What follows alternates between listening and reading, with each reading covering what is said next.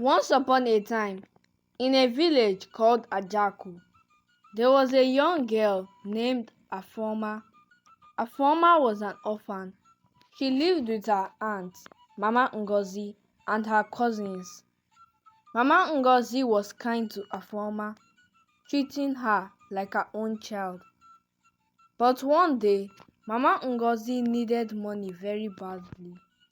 She went to every money lender in the village, but no one would give her money because she had nothing to offer as a promise to pay back. Someone told Mama Ngozi to go to the richest man's wife, Madam Amaka. So Mama Ngozi went to see Madam Amaka. Madam Amaka was very rich, but she had a son who was known as the ugliest man in the village. His name was Chuka. When Chuka was born, he was very handsome, but when he turned 10, he got very sick. The sickness made his face and body look like a beast. His family kept him hidden for many years. Madam Amaka saw a chance to help her son. She told Mama Ngozi, "I will give you all the money you need, but you must let your daughter marry my son, Chuka. You will get so much money that you will never be poor again." Mama Ngozi went home and told her family about the offer. All her daughters said no, we don't want to marry the ugliest man in the village. But Afooma, the orphan, said, "I will marry him." Mama Ngozi was surprised and said, "Afooma, you don't have to do this. It will not be fair to your late father, my brother." But Afooma insisted. "Auntie, you have cared for me since my parents died. This is my way of saying thank you." So Afooma married Chuka and went to live with him. Chuka was kind but very sad. He felt lonely because people were afraid of how he looked. Afooma was not afraid.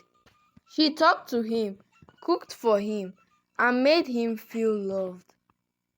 One day, while Afooma was cleaning the house, she found an old dusty mirror. She wiped it clean and looked into it. To her surprise, she saw a handsome young man staring back at her.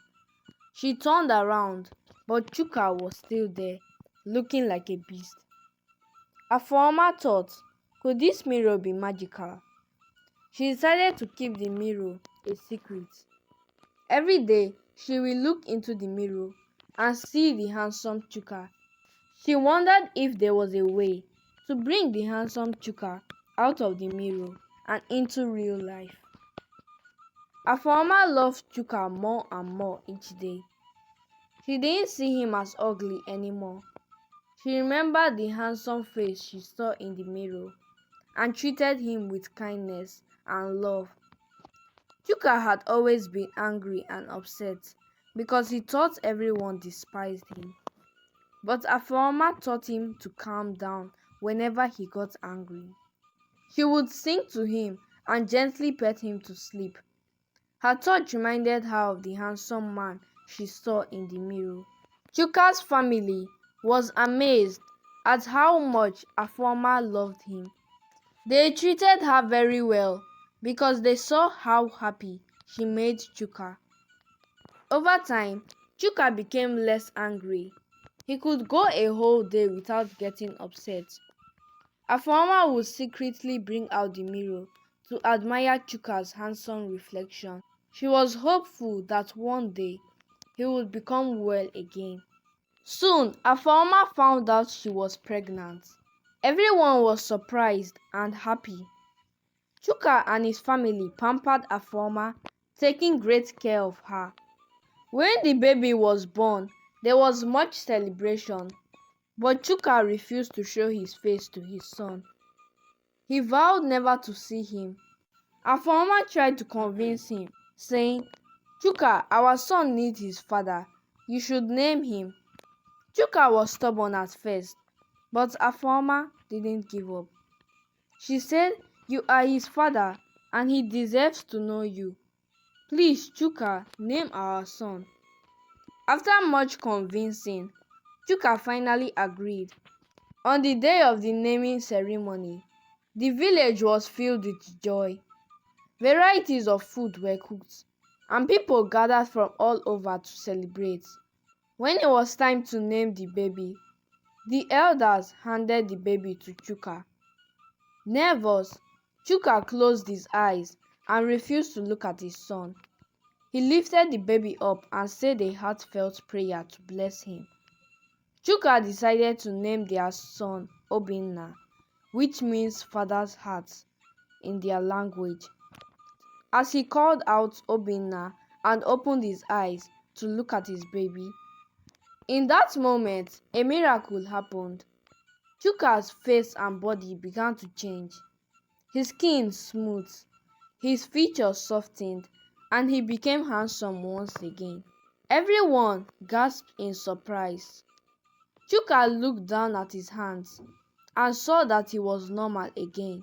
He wanted to rush away, but Afooma was already standing before him, holding the mirror. Chuka looked at his reflection and couldn't believe his eyes. Tears of joy filled his eyes, and he hugged Afooma tightly. The whole village rejoiced with them. But then a woman stepped forward. She was someone everyone in the village knew. The woman spoke. I have a confession to make. I am responsible for Chuka's predicament.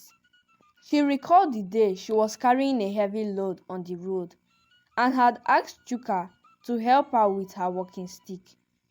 Chuka had refused, saying he didn't want the stick to stain him. Struggling to pick up the stick herself, the woman had cursed Chuka with ugliness, saying the curse would only be broken if he had a child.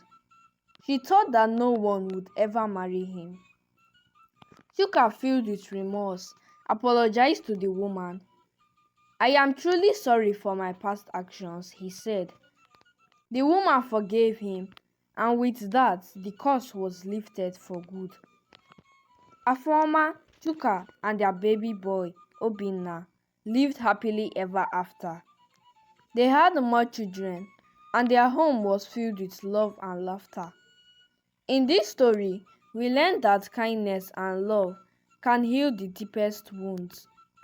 Always treat others with respect and compassion, for you never know how your actions may affect their lives.